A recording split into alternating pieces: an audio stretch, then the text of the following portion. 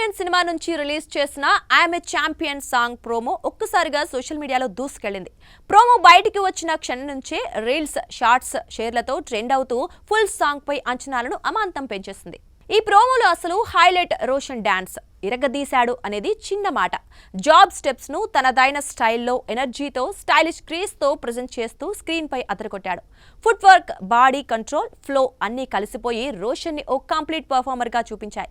ఇంతకు ముందు చూసిన రోషన్ కి ఇది పూర్తిగా డిఫరెంట్ అవతార్. మాస్ ఎనర్జీతో పాటు క్లాసీ జాబ్ ఫీల్ ను బ్యాలెన్స్ చేయగలడని ఈ ప్రోమోతో ప్రూవ్ చేశాడు.